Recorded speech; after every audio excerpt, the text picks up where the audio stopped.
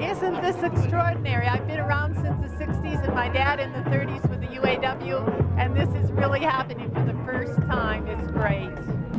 Look at these kids up here. They got a sign up that says, "Don't trade our future." For these young kids in the street today, it's about their future being traded off by corporations who frankly don't give a shit what happens to them. That's what it's about. That's what people are fed up with it. They understand it. Battle in Seattle. Content warning for police violence, duh no shit. In December of 1999, a conference would take place that would affect the lives of millions around the world. The World Trade Organization had chosen Seattle for the location of this conference. Many activist organizations believed that the WTO's actions would undercut democracy and create a corporate cartel. Thousands of people organized to protest and shut down the WTO meetings. Months prior to this protest, organizers had spread the word through the burgeoning internet. Websites helped inform the general public, or at least those who had access to internet, and those who did forwarded the URLs to these informative websites via email. An entire building was dedicated to creating a shared newsroom for various social justice advocates and documentary filmmakers. Over the course of 5 days, spanning November 30th to December 3rd, police would clash with many different protest groups. Some were hardline anarchists, others were trade unions, some were environmentalists. The police brutality that was caught on film was extraordinarily cruel, even by today's standards. You can witness people getting hit with fire hoses, maced, beaten with clubs en masse. Not until the 2020 protests would we see this scale of police brutality unfold in a major city on such a large-scale population. For 5 days, the protesters held fast against police. The result was the closing of the WTO conference, which would be delayed for years afterwards. The events that were documented as they unfold, along with many insightful interviews, were released in 1990 under the title Showdown in Seattle, is currently available on YouTube, at least during the initial upload of this video. The WTO protests are a historical event in activist history. They are the high watermark of leftist unity in the United States, a camaraderie between many different groups, all working together with a single plan, sharing tactics. In the years that followed, activist organizations within the U.S. would begin to falter and fall into disrepair. Fear of technology, a lack of communication, and infighting would cause many organizations to degrade in the 2000s. In the 2010s, a surge of unreliable slacktivists, a fear of sharing protest tactics online due to surveillance, and a deluge of social media influencers hijacking causes would leave organizations with an inverse problem, that they now had more people interested than ever, yet almost all of whom were fickle, untrained, and ill-prepared. The stark difference between the tight-knit organization of WTO protests and the complete chaos of the George Floyd protests demonstrates how far organization has degraded despite more people being interested in social justice than in an entire generation. To put it succinctly, the influx is only in social media justice and not activism. In 2007, a film would be released chronicling what happened in Seattle. Directed and written by Stuart Townsend, Battle in Seattle would tell the story via several fictional characters. The production of this movie was commented on by a number of protesters who were actually at the WTO protests and advised Townsend during the writing of the script. The book, The Story of the Battle of Seattle, primarily written by David and Rebecca Solnit, with many more contributing, tells a troubled tale of the production after their meeting with Townsend. The protesters were denied the opportunity to read the final script. They had to fight and pester Townsend to be allowed to critique and contribute to the production of this film. They worked hard to dispel myths about the WTO protests. Many of the uncredited protest organizers you see in the film were the actual people who were at the WTO protests. So, what was the result? How accurate was this film? The answer is mixed. On one hand, the film does show the events in accuracy. On the other hand, it shows a bizarre sympathy to a fictional cop in order to offset the police brutality on display. It is a film whose fictional elements are its weakest parts. I've watched this film 3 times, and I cannot remember any of the characters in this film.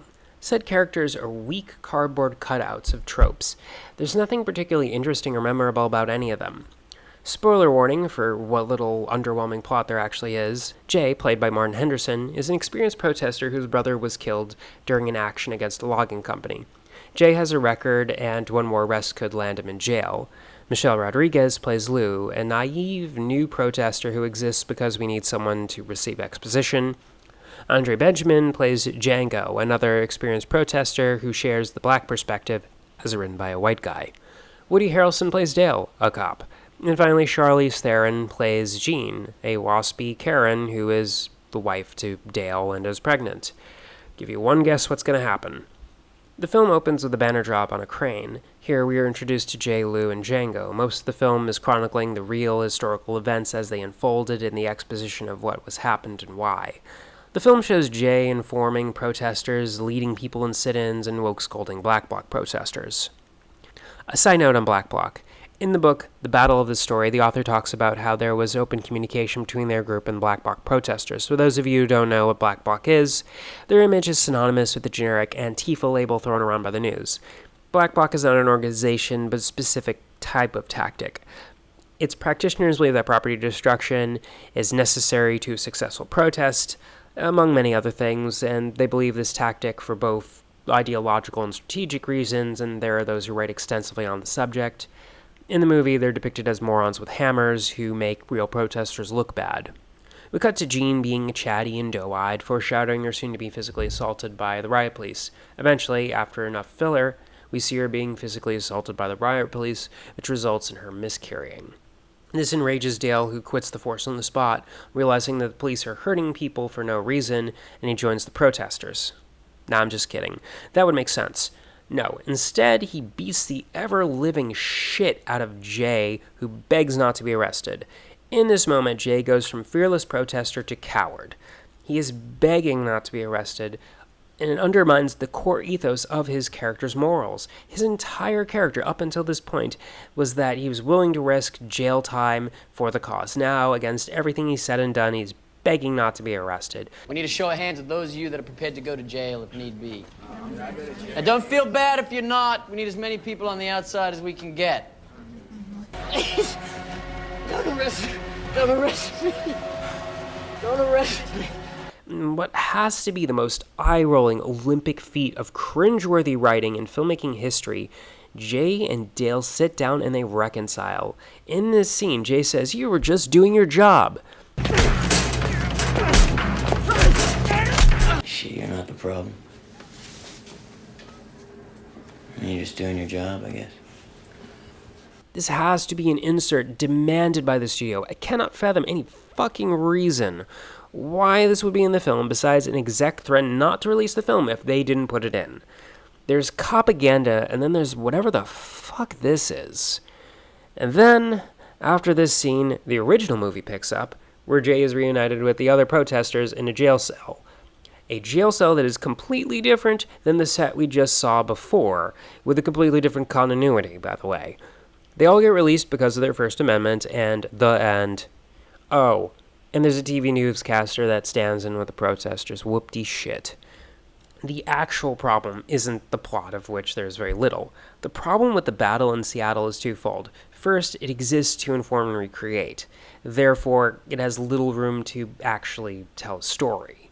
The second is that it's an apologist film.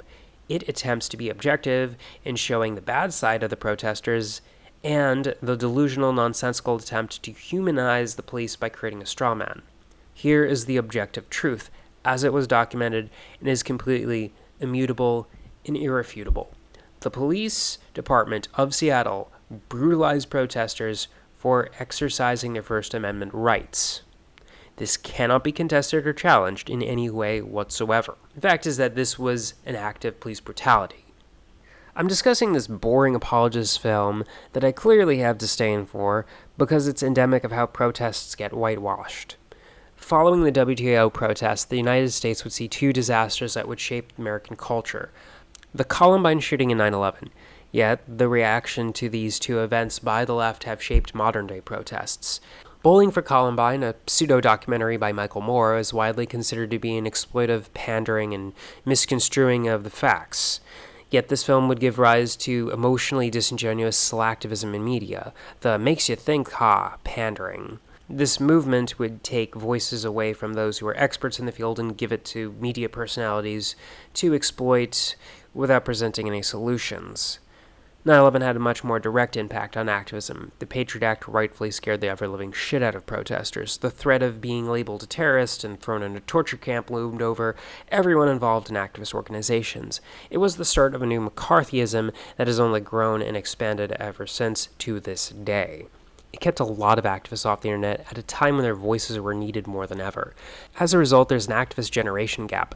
Millennials and Gen Z have had almost no interaction with the previous generation's activists. This has caused a massive loss in information, culture, values, and the oral history of the American left. This shows in the film itself, as while the real-world protesters were interviewed, they ultimately were ignored in service of a Hollywood-style movie. The modern left in the United States is a disaster when it comes to organization, strategies, and unity. There are now hundreds of Michael Moores across all platforms, profiting and exploiting from all ongoing disasters. The only difference between Banksy's Gen X jabs at right-wingers and leftist memers is that at least Banksy wasn't confined by an algorithm. Many people with right-wing mindsets and morality, who believe that object permanence is tied to winning an argument, and that winning an argument is all that matters, have flooded the left. They have done a find replace with what memes and ideologies they repeat with zero interest in real-world activism. Compare this to the World Trade Org protests of 1990, which stand as a great triumph, casting a shadow on all that came afterwards. A true David and Goliath story. Perhaps the last time the people in the United States succeeded in a direct action against what was one of the most powerful corporate cartels in the world. Battle in Seattle lies at a crossroads of informative and pandering. It is safe when it comes to its stance on protesters in spite of showing police brutality. It does an okay job explaining the events, but the need to put characters in a story arc in ruins the film. It is in a catch-22. Without the characters, it's just a historical reenactment. With them, it's a made-for-TV drama.